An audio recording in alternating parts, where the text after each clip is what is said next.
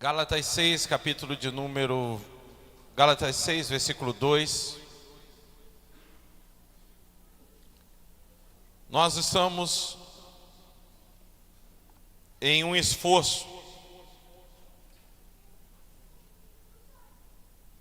engraçado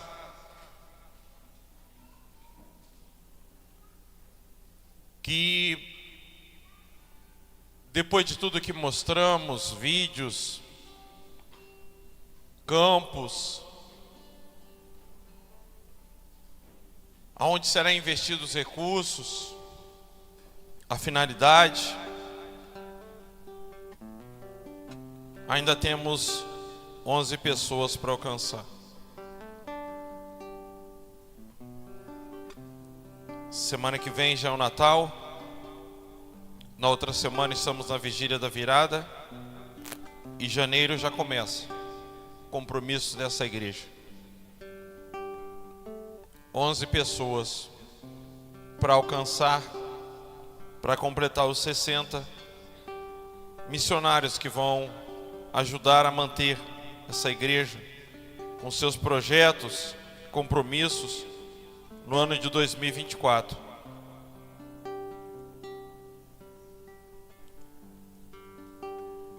E nós precisamos orar. Deus está levantando pessoas têm entrado, pessoas têm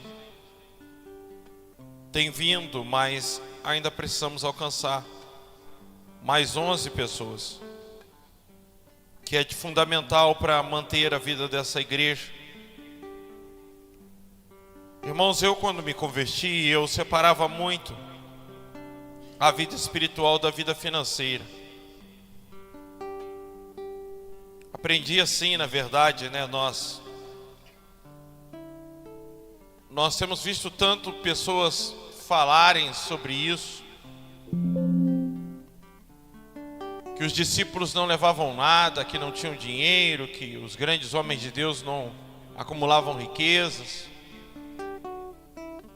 que hoje em dia parece que a aprovação de Deus é ter uma igreja bonita, uma igreja grande, as pessoas terem um belo carro. Mas Jesus falou mais de dinheiro do que de salvação.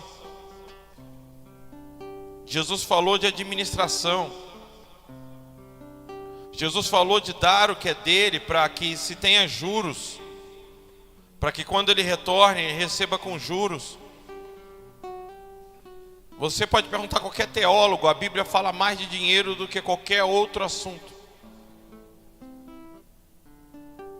E por não só falar em dinheiro, ela diz que aquele que seria o concorrente de Jesus não seria o diabo, seria o dinheiro, chamado mamon na Bíblia.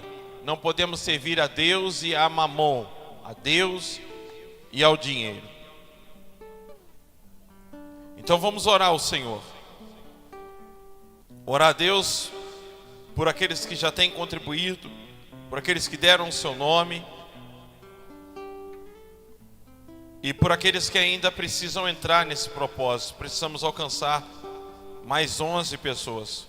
Por isso que eu preciso falar em todo culto, porque às vezes alguém está nos visitando, alguém é tocado por Deus e procura a Val no final, nesse momento. A Val já vai ficar aqui em pé, presbítero Roberto Falcone, para receber também a nossa caixinha especial aqui, os dízimos e ofertas. E a ideia é nós dividirmos este fardo. Levem os fardos pesados uns dos outros, e assim cumprireis a lei de Cristo. Então eu quero orar agora. Você pegou o envelope na entrada do culto, e orar em nome de Jesus. Eu estava com o envelope no bolso. Orar para que consagre o seu dízimo e a sua oferta. Levante a sua mão. Pai, nós consagramos a Ti as contribuições essa noite, e também esse propósito dos 60. Precisamos de mais 11 pessoas, Pai. Toque no coração da Tua igreja para que ore esses dias, para que quando eles forem orar, eles lembrarem de orar, que falta 11 pessoas ainda. 11 pessoas para semearem nesse campo tão fértil. que o Senhor traga a memória, traga ao coração, para que venhamos completar este quadro. No nome de Jesus, abençoe a vida dos dizimistas, dos ofertantes, desses irmãos. Cobre a vida deles, ó Pai, com a tua graça, com a tua bênção, com a tua misericórdia e prosperidade.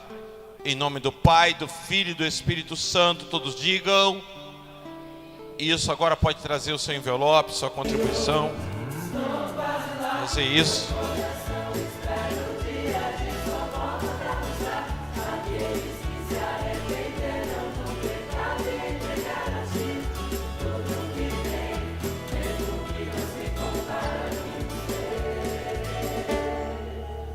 Participar do projeto, procura Val, dá o nome para Val. E apresentar ao mundo, Deus, que tu és a vontade perfeita do Pai. Como negar o chamado que inspirou meu coração, me escolheu para uma grande missão. Agora você vai fazer um outro exercício. Você vai levantar do seu lugar, vai procurar um irmão, vai dar um abraço nele, vai dizer para ele: seja bem-vindo, tenha um bom culto nessa noite. Pode fazer isso agora, sai do seu lugar, cumprimente ele.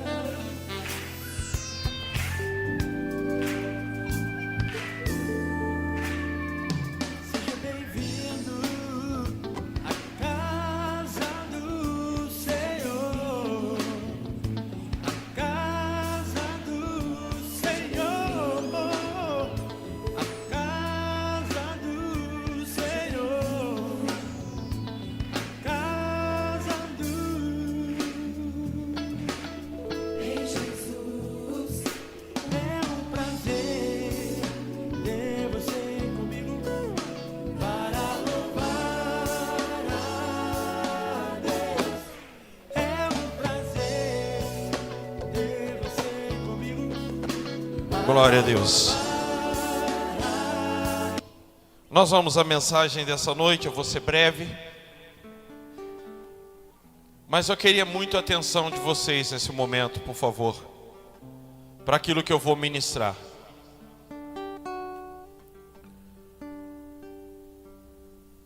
Ainda no Manual Apacentai, a temática dessa semana, verdadeira humildade. Porém, no versículo, no texto básico, o pastor Joel, ele vai falar da soberba,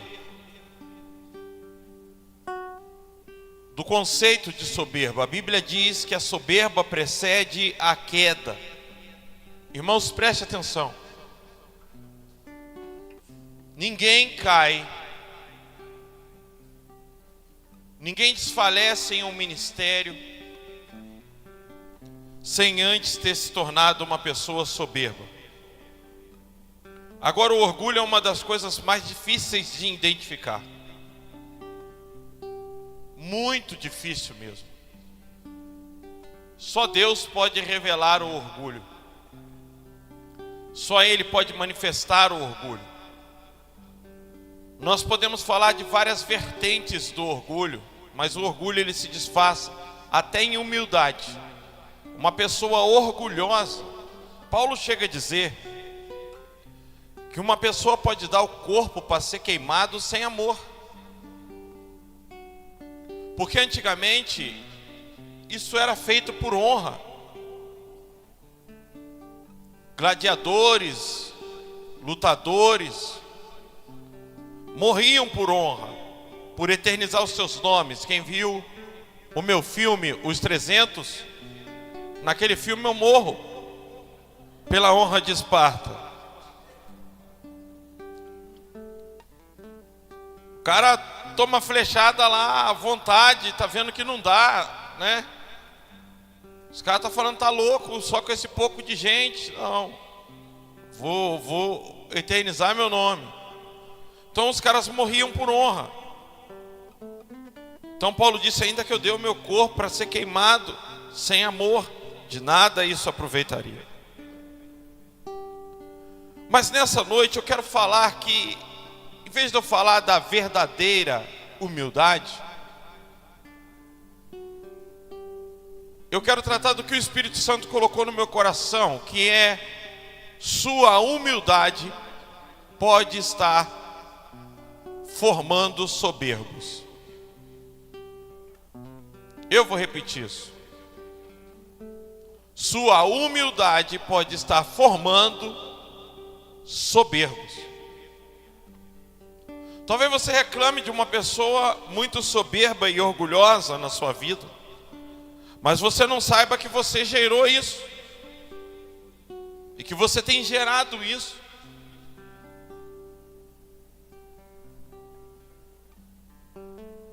Com a sua pretensa humildade, você tem formado soberbos. Porque o soberbo, ele é trabalhado no seu ego, no seu orgulho. E nós vamos ver nessa noite de que forma em que uma pessoa chega nesse estado. Todos conhecem a história de Naamã, eu não vou pregar sobre ele. Mas geralmente o soberbo, o orgulhoso, ele presume na sua mente como as coisas devem acontecer. E se elas não acontecerem como ele imaginou, ele tem raiva, ele tem frustração, ele tem mudança de semblante, de comportamento, várias atitudes. Naamã pensava, eu vou até o profeta vai sair de casa, vai colocar a mão na minha cabeça, eu vou ser curado. Mas quando o profeta nem falou com ele, nem deu ideia para ele, nem foi até ele, ignorou ele como general, ele estava sendo acostumado a receber com honra. Repita comigo, acostumado a ser recebido com honra. Preste atenção nessa palavra. Como general, ele estava acostumado a ser recebido com honra. Ele era general da Síria, um exército poderoso. Porém, quando ele vai até o profeta, me ajude a lembrar aí, Eliseu ou Elias? Eliseu, né? Se eu não me engano é Eliseu, que é 2 Reis capítulo 3 ou 4 que vai narrar esse episódio, ou 6. É Eliseu já. Se não for, depois eu estou trocando só um por outro, mas quase certeza que é Eliseu. Ou Elias.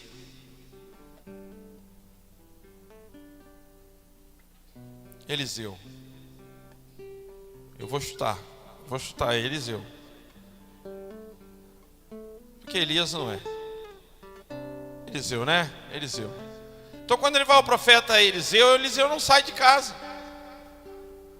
Eliseu fala assim, vai lá e se banha no Jordão. Aí ele diz, Rio Jordão?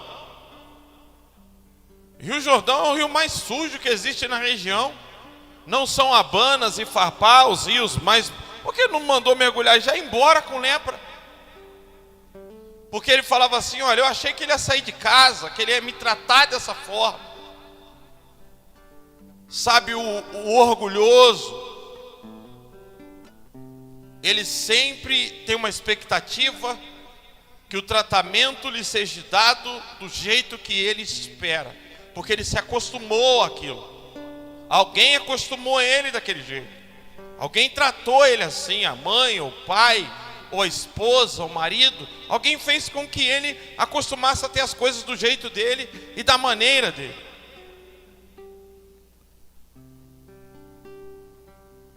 Coloque a primeira tela, essa ideia aqui. Por que as pessoas não reconhecem o que vocês fazem por elas? Por que as pessoas não reconhecem o que vocês fazem por elas? Se houver erro de português ali, é que esse esboço eu digitei tão rápido, mandei para eles. Não se preocupe. Por que tem gente que nunca reconhece o que você faz por ela? É sobre isso que eu quero te ensinar nessa noite.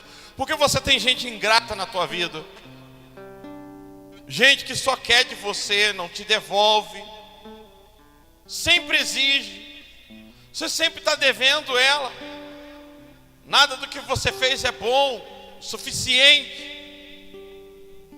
Alguns estágios acontecem antes disso. E o primeiro estágio coloca na tela.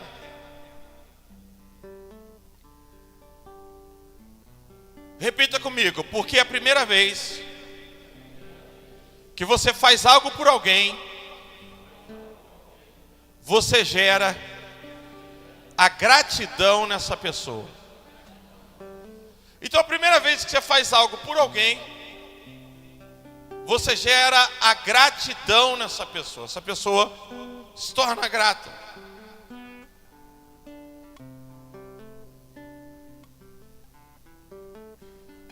Mas aí você não para por aí.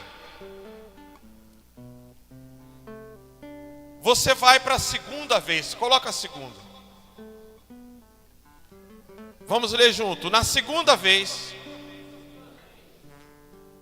que você fez ou deu algo, você gera a antecipação.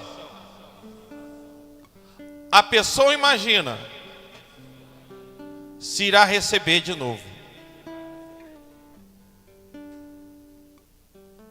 Então a segunda vez você gera a antecipação. A pessoa coloca na mente dela: será que eu vou ganhar de novo? Ele vai me dar de novo? Mas aí você não para por aí. Coloca o terceiro. Repita comigo, na terceira vez você já gerou a expectativa. A pessoa espera receber de novo. Então na terceira vez você gera a expectativa. A pessoa agora ela está esperando. Eu vou receber de novo. Da segunda vez ele me deu, eu não esperava. Agora ele me deu a terceira, eu estou na expectativa. Ele vai fazer de novo. Aí vem a quarta vez. Repita comigo, na quarta vez você já gerou um mérito. A pessoa quer receber e acha que merece o que você está dando. Na quarta vez é assim que ela passa a sentir: eu mereço o que ela está me dando. Eu sou digno, é um mérito. Aí não para por aí. Vem a quinta vez. Repita comigo, na quinta vez você já gerou a dependência. A pessoa não consegue viver bem sem o que você está dando a ela. A pessoa já está viciada em você satisfazer a necessidade dela. A Dani contou que foi bom ela estar aqui hoje. Tempos atrás ela viveu um episódio de uma pessoa que chegou, ela estava num ambiente familiar e chegou um dos familiares e começou a causar dano naquela reunião familiar, porque ele chegou ali para pedir dinheiro. E muitos já sabiam que ele queria dinheiro. E ele foi em um, foi em outro, foi em outro, foi em outro. E de repente alguém chamou ela lá dentro, porque queria dar o dinheiro para essa pessoa. Talvez porque essa pessoa já entendeu que se ela incomodasse, se ela exigisse, alguém tinha que dar, mas não tinha que dar. Já é alguém de maior, que tem filho. Então ela disse, eu não vou. E a pessoa lá dentro, vem aqui, eu não vou aí. E aí a pessoa que estava pedindo veio braba lá de dentro falar com ela. Vai lá que ele está te chamando. Ela disse, não vou. Você não vai ter dinheiro, você não vai pegar dinheiro porque você quer, porque você está pedindo para as coisas que você quer, agrade você ou não, correndo o risco de ser agredida, que se tratava de drogas. E a pessoa de repente abaixou a cabeça e foi embora. Mas isso é que você vai entender que quando você vai dando, a pessoa é capaz de entrar numa reunião familiar, numa festa, num aniversário e estragar e criar um caos, porque ela quer aquilo que você acostumou a ela ter.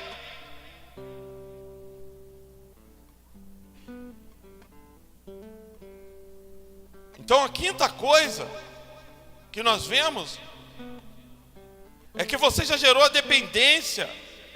A pessoa não consegue viver bem sem o que você está dando a ela. A pessoa já está viciada em você satisfazer a necessidade dela. E a gente vê muitas mães e pais fazendo isso com os filhos, causando um mal terrível. A sexta coisa, e eu vou ler aqui no celular, porque você tem acesso aqui à tela e lá está pequeno para mim. E na sexta vez, você percebe que não há reciprocidade, que não é reconhecida, e nunca recebe nada em troca, e para de dar. E aí a pessoa viciada que você criou fica ressentida, inconformada com você, porque para ela você está tirando dela o que ela tanto precisa. E daí ela passa a te odiar, porque você fez ela acreditar que você parou de dar o que ela mesmo merece.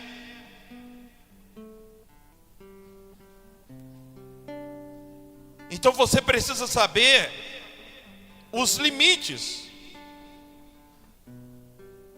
Se quanto você pode dar. Porque o outro não tem limites para receber. Aqui está um problema. Irmãos, nós somos insaciáveis. Seres caídos insaciáveis. A busca incessante pelo preenchimento de um vazio que só Deus pode preencher. Então na sexta vez o que acontece é isso. Essa pessoa agora, ela primeiro, ela nunca é recíproca, ela nunca te dá nada, ela recebe, sabe, várias vezes eu ando com a Joyce e com o Ricardo, e quase toda viagem ele paga o combustível, ele paga o almoço, e eu venho orando a Deus, porque o meu desejo é um dia sair com eles e falar, hoje quem paga tudo sou eu. Vocês não pagam nada, eu vou pagar, e eu não quero fazer isso só uma vez. Se eu puder, eu vou fazer durante todo o período que eles fizeram comigo. Eu penso nisso, Deus é testemunha do quanto eu penso nisso. Eu não recebo essas coisas muito com alegria. Tem gente que, sabe, parece que tem direito, tem vantagem nisso. Vê vantagem nisso, acha benefício isso. Pastor Joel falou que um dia ele foi convidado para um teatro e ele falou isso naquele debate sobre oferta e ele recebeu cortesia, mas o teatro tanto o alegrou que ele saiu e ele foi lá e pagou o ingresso que ele não precisava pagar. E a pessoa disse, mas o senhor recebeu cortesia? Ele disse, mas eu não posso receber este ensaio que as pessoas se prepararam, tudo que elas fizeram de graça, eu quero contribuir, eu preciso contribuir para isso aí. Eu também quero pagar. Há lugares em que a pessoa não coloca nem tem pessoas tomando conta. A pessoa coloca lá a barraca, coloca lá a fruta e coloca uma caixa. Deixa o dinheiro aqui. E a pessoa compra e deposita lá sem ter ninguém presente na barraca.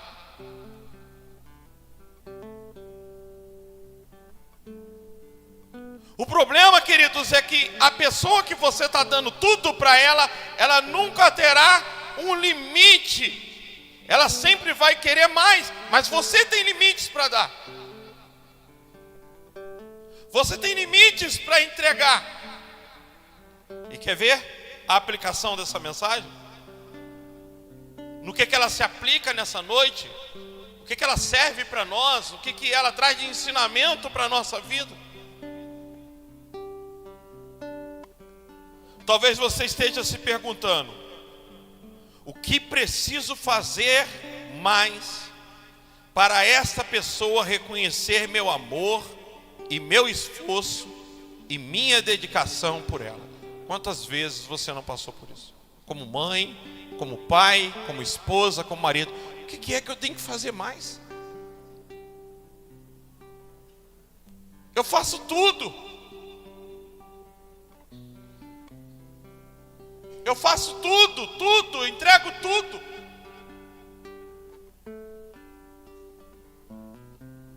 Quantas vezes você vê alguém assim, sabe? Olha, pastor, ele sempre reclama que não tá bom, mas eu já fiz de tudo que eu poderia fazer, já dei de tudo que eu poderia dar.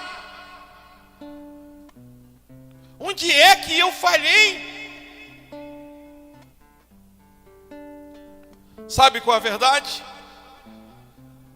A verdade é que você não pode fazer mais nada, porque o que estava no seu limite você já fez.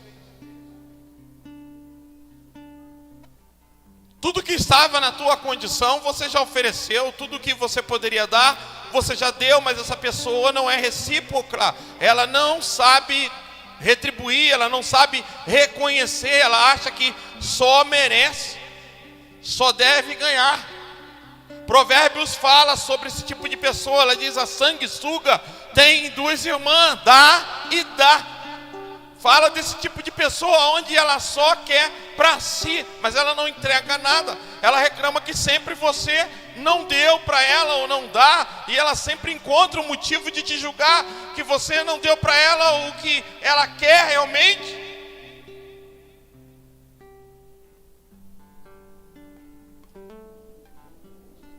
A verdade é que você não pode fazer mais nada, sabe por quê? Porque durante o relacionamento com essa pessoa, ela foi te exigindo e você foi entregando.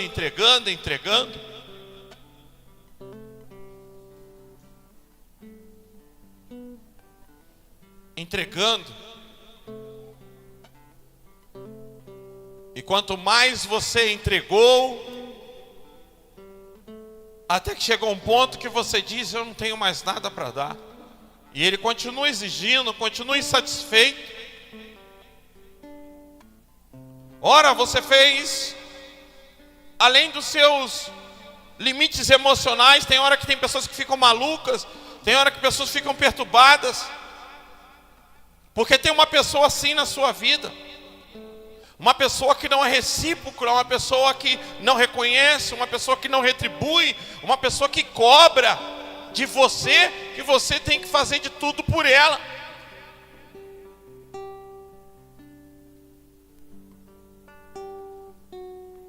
A Bíblia diz que nos últimos dias os homens seriam egoístas, avarentos, presunçosos, mais amigos do dinheiro, desobedientes a pais e mães.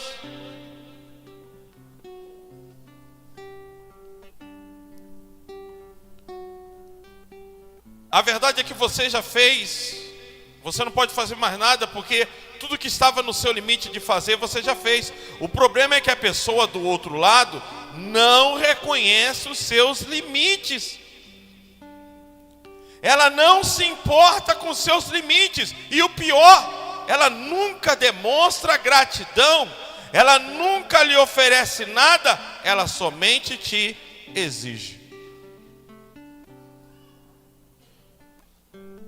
Mas por que isso aconteceu? Porque você foi vivendo esse relacionamento aonde você entrega, dá, esperando que essa pessoa uma hora vá retribuir, vai reconhecer, vai nutrir gratidão. Mas quando você para de oferecer, quando você chega no seu limite, quando você chega onde você não pode fazer mais nada, ela passa a te cobrar, a ficar com raiva, a ficar irritada, exigindo de você. Mas você tem limites, você tem que entender que você é limitado, você tem que respeitar o seu limite.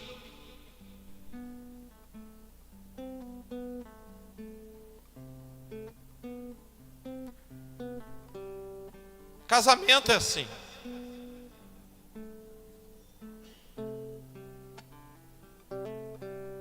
Casamento é desse jeito. Depois de um tempo você entende que aquele cônjuge, ele é uma pessoa que tem limites.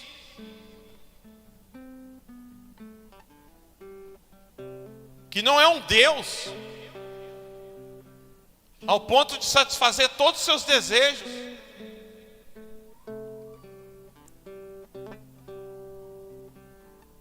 A ideia que temos é que se fazemos tudo o que a pessoa deseja, vai gerar gratidão.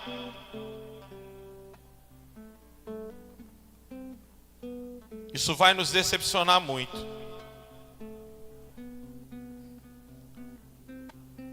Você pode ter alguém extremamente orgulhosa em sua vida, porém você mesmo que criou. Você criou esse filhote de orgulho. Você criou porque você foi dando para essa pessoa, entregando, e você não foi ensinando ela a ser recíproca. Irmãos, na igreja, eu vou quebrar um conceito daqui a pouco para vocês entenderem como eu sou. Porque muitos irmãos já se ofenderam com isso aqui, mas eu não tenho dificuldade nenhuma de fazer o que eu vou falar aqui. Nenhuma, eu aprendi a fazer isso.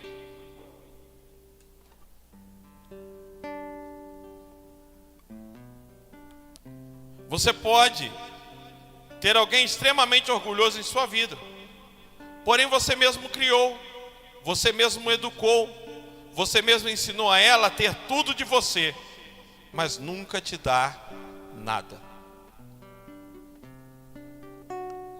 Mas Jesus disse, pastor, que mais bem-aventurado é dar do que receber. Ele está proibindo de receber nesse versículo? Ele está dizendo que não é para receber, é isso que ele está ensinando? Entenda a Bíblia quando ele diz feliz mais é dado do que receber. Ele em nenhum momento ele está dizendo que é errado receber. Ele só está colocando aquele que doa, ele é mais feliz do que aquele que recebe. Mas a Bíblia também fala que somos dignos de dobrada honra, que temos que honrar uns aos outros, ter outro em autoestima, que o marido tem que amar a esposa como Cristo amou a igreja e se entregou por ela. A Bíblia vai falar de comportamentos de honra e de gratidão. Paulo vai falar para Filemon, você me deve, eu que te preguei o evangelho, eu que te ganhei para Jesus, senão tu ia para o inferno. Então recebe agora, Onésimo. Eu poderia exigir de você como teu pai na fé, mas eu não vou fazer isso, eu estou te pedindo com amor. Mas eu tenho o direito de exigir, porque foi eu que te ganhei para Jesus.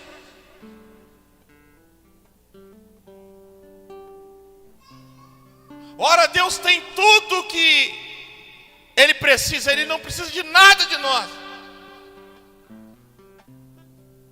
Ele tem tudo. Mas Ele não se relaciona com a gente só nos dando. Observa que Ele não precisa de nada, mas observa que Ele nos pede que a gente venha dar para Ele. Por quê? Porque Ele precisa? Não, porque Ele entende que se Ele der, Ele vai gerar aqui embaixo na humanidade ser humanos totalmente birrentos, totalmente descontrolados, sabe, totalmente exigentes. Não vai haver adoração, vai haver aquele culto que eu determino, Deus, eu determino, o Senhor tem que fazer, o Senhor é obrigado a fazer, a sua palavra diz. Quantas vezes você vê esse tipo de oração e de palavras sendo dirigidas?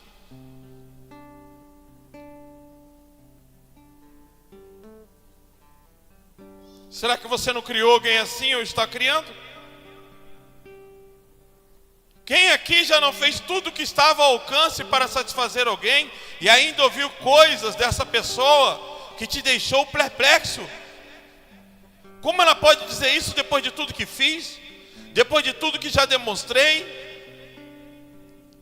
Sabe, se você hoje está se sentindo desse jeito, eu já fiz de tudo o que podia fazer, é sinal que você extrapolou os seus limites.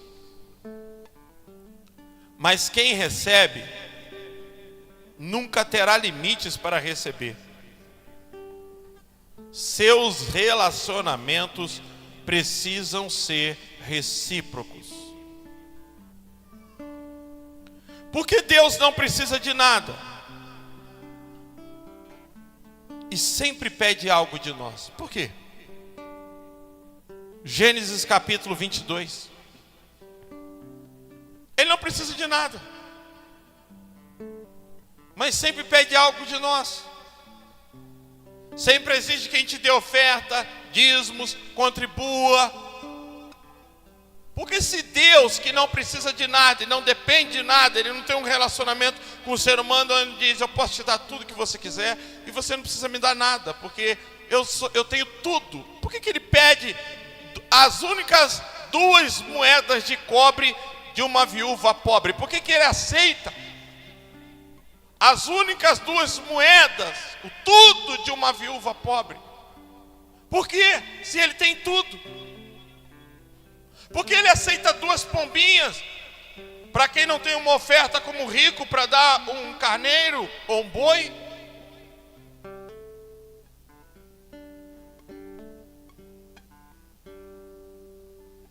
Gênesis 22, a partir do versículo 1, por favor.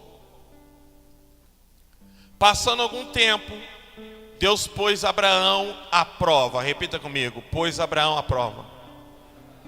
Deus falou: deixa eu ver se esse cara ainda me ama ou só queria receber um filho de mim, só queria bênção de mim. Jesus me ouviu para uma multidão e disse: vocês não me seguem por causa dos milagres, é por causa de pão. Vocês querem pão, alimento. Tem hora que você tem que provar as pessoas. Sabia que você tem que colocar pessoas em prova, irmãos? Eu não estou brincando não, você tem que saber fazer isso. Você tem que saber colocar pessoas à prova na tua vida. Você tem que saber testar, às vezes, as pessoas que estão ao seu redor, fazer alguns testes. Deixa eu testar essa pessoa. Se Deus fez isso, por que eu e você não fazemos? Porque temos medo, né, do resultado. Passando algum tempo, Deus pôs Abraão à prova, dizendo-lhe: Abraão. Ele respondeu: eis-me aqui. Então disse Deus: tome seu filho, seu único filho Isaque, a quem você ama, vá para a região de Moriá, sacrifique ali, como um holocausto, num dos montes que lhe indicarei. Na manhã seguinte, Abraão levantou-se, preparou o seu jumento, levou consigo 2 dos seus servos, Isaque e seu filho, e depois de cortar a lenha para o holocausto, partiu em direção ao lugar que Deus lhe havia indicado. No 3º dia de viagem, Abraão olhou e viu o lugar de longe.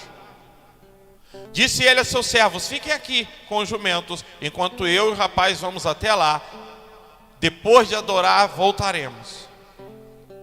Abraão pegou a lenha para o holocausto e a colocou nos ombros do seu filho Isaque, e ele mesmo levou as brasas para o fogo e a faca, caminhando os 2 juntos. Isaque disse a seu pai: Abraão, meu pai.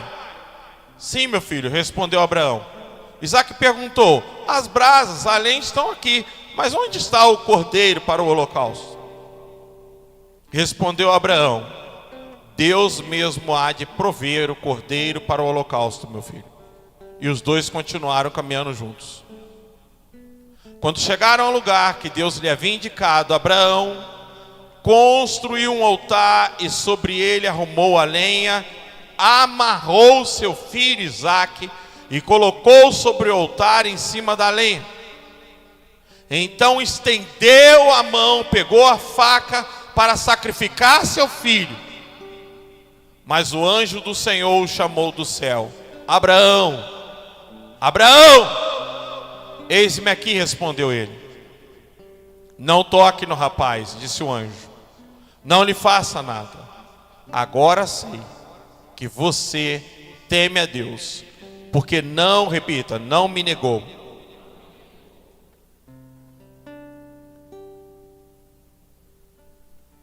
Se Deus quer me ajuda com essa palavra, reciprocidade, é isso?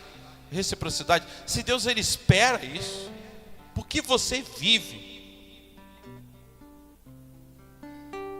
Porque você aceita uma vida onde não há honra, onde não há respeito, onde não há dignidade, onde não há consideração? Porque você se sujeita a isso.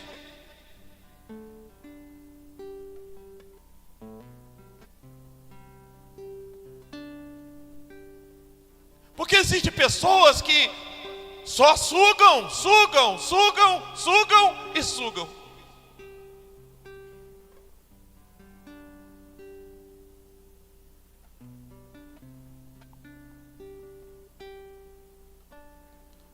Olhe Deus falando: Abraão, vamos ver como é que está o nosso relacionamento. Vai lá, oferece o teu filho a mim.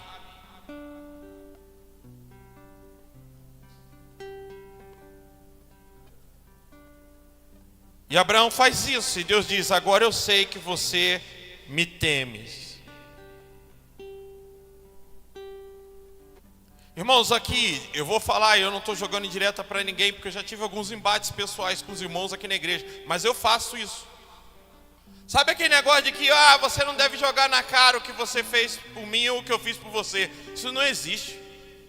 O ser humano ele é ingrato e eu jogo na cara mesmo.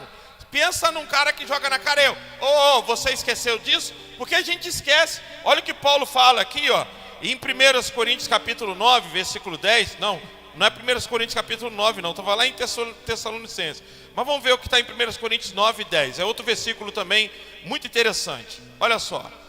Não é 1 Coríntios 9, 10, é isso?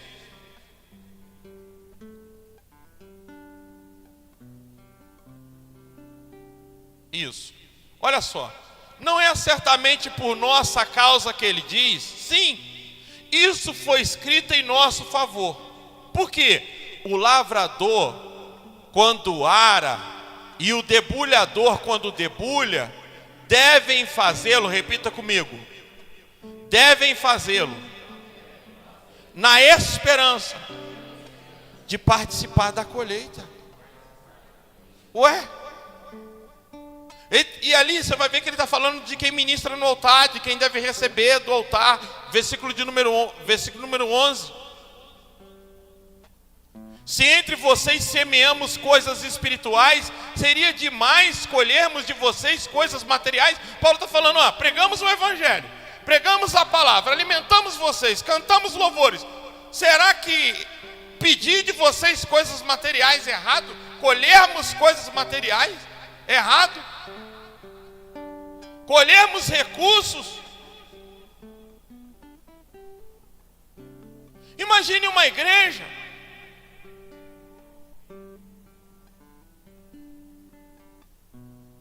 Vocês não sabem como eu me senti cuidado quando eu estava no hospital com o Josué e de repente um grupo de irmãos ofertaram para que eu procurasse uma médica. Como aquilo fez uma diferença na minha vida.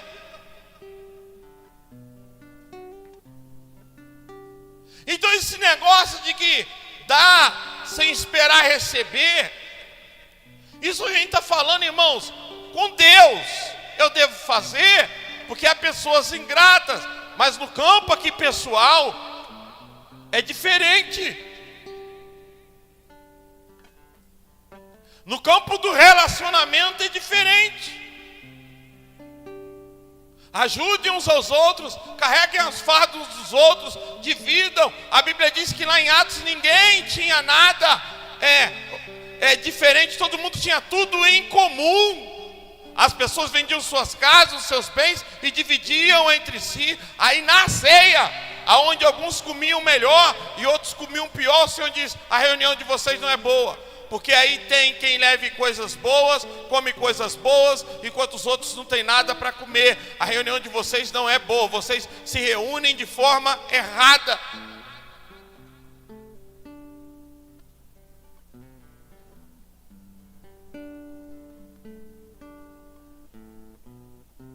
Se Deus ele tem tudo e exige de nós que sejamos recíprocos, que venhamos oferecer, ofertar, entregar, amar e demonstrar através de ofertas, atitudes, cultos, cerimoniais, que o amamos, que o adoramos. Mas Ele tem tudo, por que Ele pede de nós? Porque Ele sabe que se nós não dermos para Ele, aliás, faz muito bem quando nós conseguimos fazer uma oferta que a gente sente que agradou o coração de Deus, porque você sabe que Ele rejeitou a oferta de Caim.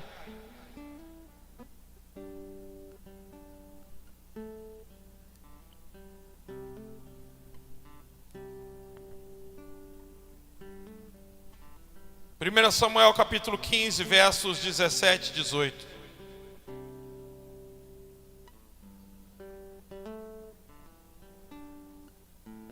E Samuel disse: embora pequeno aos seus próprios olhos, você não se tornou o líder das tribos de Israel? O Senhor te ungiu como rei sobre Israel e o enviou numa missão ordenando: vai, destrua completamente aquele povo ímpio, os amalequitas, guerreie contra eles, até que os tenha eliminado. Por que você não obedeceu ao Senhor? Por que se lançou sobre os despojos e fez o que o Senhor reprova? Observe que Deus esperava que Saul, sendo um homem pequeno em sua família, humilde, alguém que foi tirado de uma casa, a Bíblia diz que ele era da menor tribo, dele era da família mais pobre, de uma família humilde. E Deus está falando: olha, você era o cara mais humilde de Israel, você era da tribo mais menor que tinha, mais pobre, e Deus te levantou como rei, e Ele esperava a sua obediência.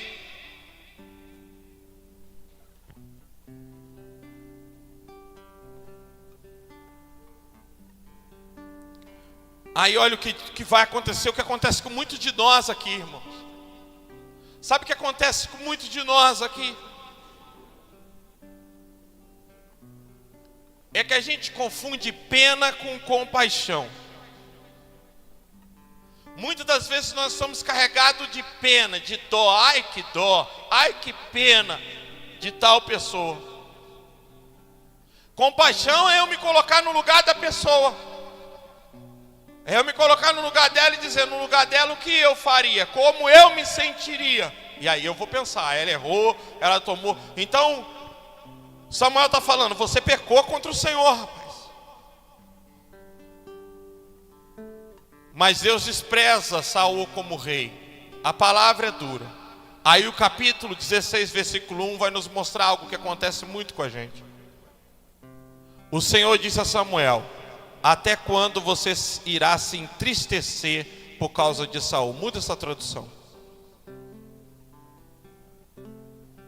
O Senhor disse a Samuel: até quando você terá pena de Saul? Veja que Samuel está cheio de pena. Deus está tratando Saul, rejeitou Saul, mas Samuel está, puxa vida, coitado. Quantas das vezes a gente está assim? Com pena, alimentando um relacionamento com pena. E sabe quando você sente pena de alguém, o que está acontecendo?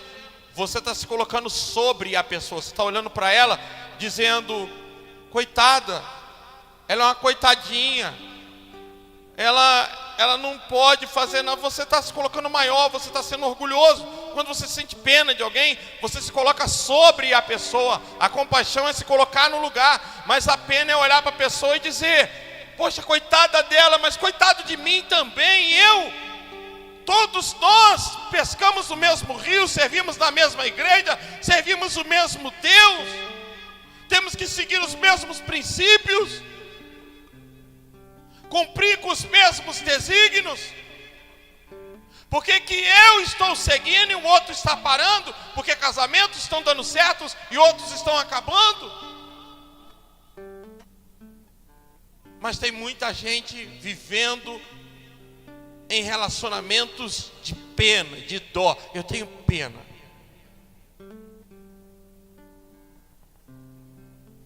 Isso está acontecendo com o profeta Samuel. Até quando você vai ter pena? Deixa a Gabi acabar de dançar ali que a gente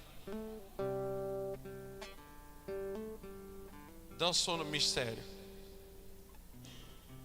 Até quando você vai ter pena de Saul se eu o rejeitei?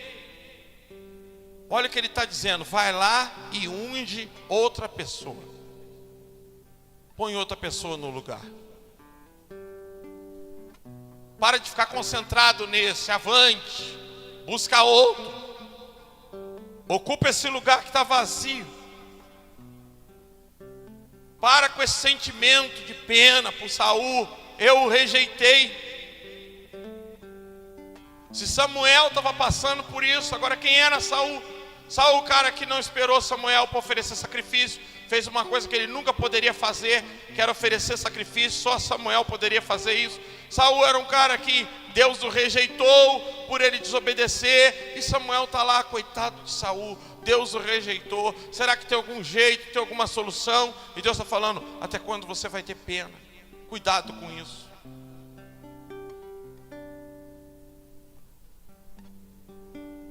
Deus não te criou para ter pena de ninguém. E não dá para viver num relacionamento onde a pessoa não entende que você tem limites. Onde não reconhece que você já fez o que você poderia fazer. Onde ela está sempre te cobrando, e você está sempre se perguntando o que eu tenho que dar de mais de mim, o que eu tenho que oferecer de mais de mim. Eu não tenho nada em retorno dessa pessoa. Eu jogo na cara sem dó, irmão.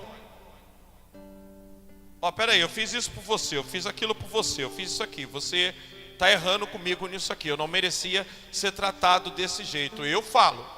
Eu não tenho medo nenhum de falar. Não tenho medo nenhum de romper amizade.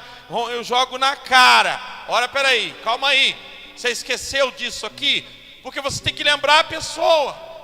Senão a pessoa fica naquela ali, olha, faz por mim, faz por mim, faz por mim. Daqui a pouco ela passa a exigir que você faça como tem direito. Então você tem que aprender isso. Não é jogar na cara, não. Se Deus faz isso, peraí, pega o teu filho, vai lá. Ah não, peraí, agora eu sei que tu me temes. Tem hora que você tem que fazer isso com a pessoa.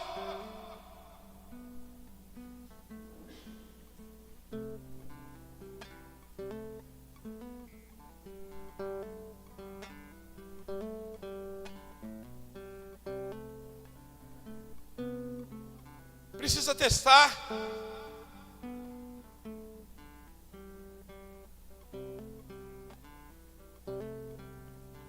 O Ricardo mora num prédio.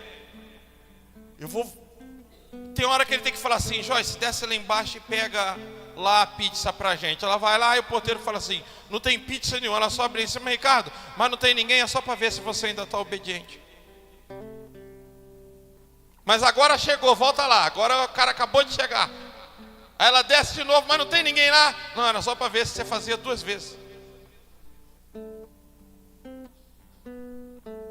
Eu já vejo o Ricardo voando lá de cima da sacada, irmãos. E caindo bem na frente do Unibanco ali. Sendo jogado.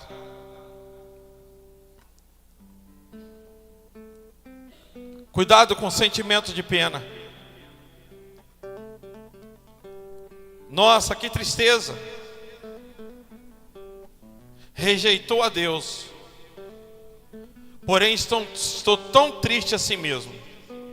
Vocês lembram dos marinheiros remando por Jonas lá, remando, e Jonas falando, não adianta, me joga fora do barco, os caras tentando de tudo, jogando bens fora, e Jonas falando, não adianta, e só parou a tempestade quando eles jogaram Jonas ao mar.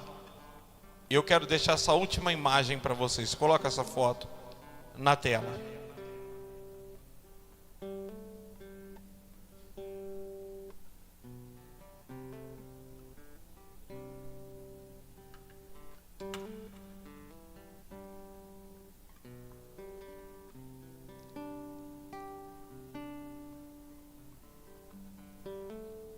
Isso é uma esposa falando para o marido.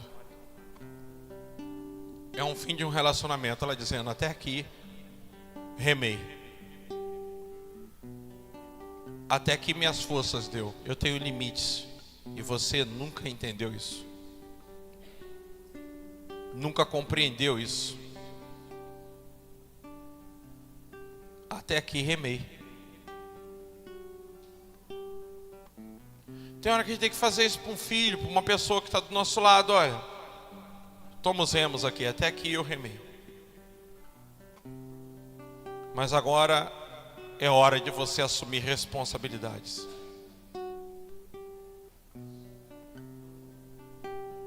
Lembra da viúva prudente? Estou deixando um pouco para quinta-feira. Fala para o seu irmão, quinta tem culto, irmão. Dai-nos o vosso azeite. Não, vai comprar. Vai aos que vendem. Ministério de louvor.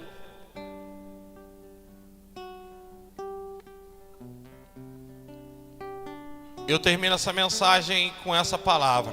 Você tem que entender o seu limite.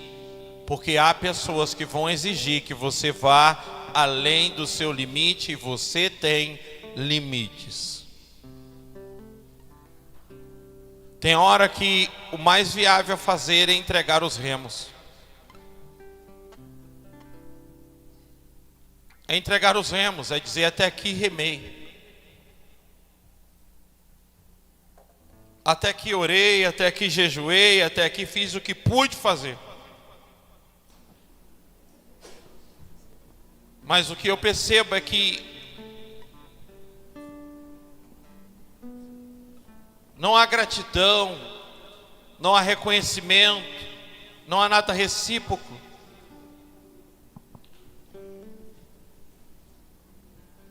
Sempre exigiu de mim e nunca me entregou nada. Deus não quer isso para a nossa vida. Se Ele tendo tudo, Ele exige que nós venhamos dar. Por que nós achamos que nós temos que satisfazer totalmente a vontade das pessoas? Resolver todos os seus problemas, suas mazelas. Porque pensamos que vamos conseguir.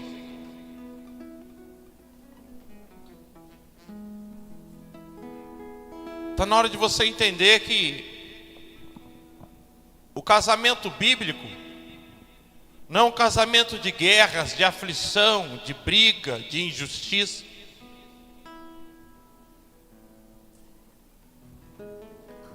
Tempos atrás eu e a Fernanda estávamos brigados. Vou deixar que eu vou falar isso não. Segredo. Eu fiquei 20 dias sem conversar com ela. 20 dias. Sem falar. Na minha cabeça passava de tudo. Cansei, Deus, e não adianta, não vai mudar.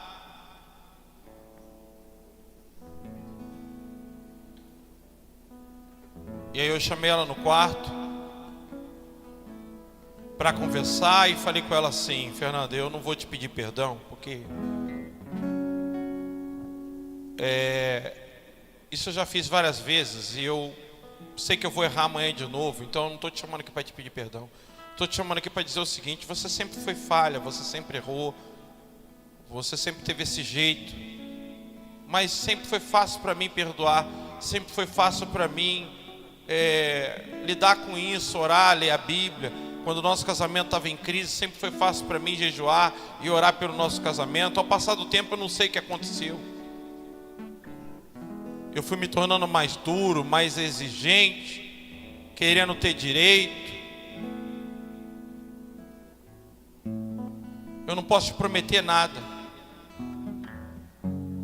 Eu sei que eu dependo de Deus para continuar sendo seu marido. Eu dependo de Deus para continuar sendo seu esposo. Eu dependo de Deus para continuar junto com você. E eu entendo que o problema não está em você. Não é você que está errada. Você erra e vai errar sempre. É eu que parei de te perdoar. É eu que parei de te perdoar rápido. É eu que parei de amar a Deus. Porque quando eu amava a Deus, eu perdoava rápido. Sabe por quê? Porque eu só sabia que estava brigado com a minha esposa. E orar ia atrapalhar eu ter intimidade com Deus. Então era rápido para pedir perdão a ela, porque eu amava a Deus. E eu disse para ela: problema do nosso casamento é que nós casamos em Deus e de alguma forma eu me esfriei tanto com Deus, que agora está difícil perdoar as coisas que você sempre fez, você nunca mudou. Então eu não estou te cobrando que você mude nada e que você seja perfeita, porque você sempre foi assim, sempre vai errar e amanhã vai errar de novo. Mas o que precisa acontecer no casamento é um amor ágape. Para o casamento durar tem que haver perdão todo dia, mas tem que ser recíproco. E quando eu terminei de abrir o meu coração para ela e chorar, ela começou a abrir o coração dela para mim. Começou a conversar comigo. E houve sinceridade dos dois lados. Estamos aqui. A única coisa que eu entendo é que se eu quiser chegar até o final com ela, não é exigir mais dela. Não é exigir que ela melhore, que ela mude. Mas é fazer o que eu sempre fiz. Perdoar ela com as suas imperfeições. Amar ela com as suas imperfeições. Porque foi isso que Jesus mandou fazer. Amai uns aos outros como eu vos amei.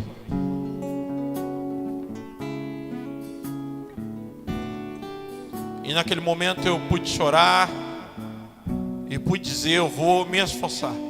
Mas você não tem que mudar em nada. Você não precisa mudar em nada. Você não precisa deixar de errar. Você não precisa ter medo de errar. Porque o que precisa é eu sempre te perdoar nos seus erros. Porque erro você vai sempre cometer. Então eu preciso sempre te perdoar. O que mudou no nosso casamento é que eu passei a te perdoar menos e exigir mais. Mas eu preciso ter um coração perdoador.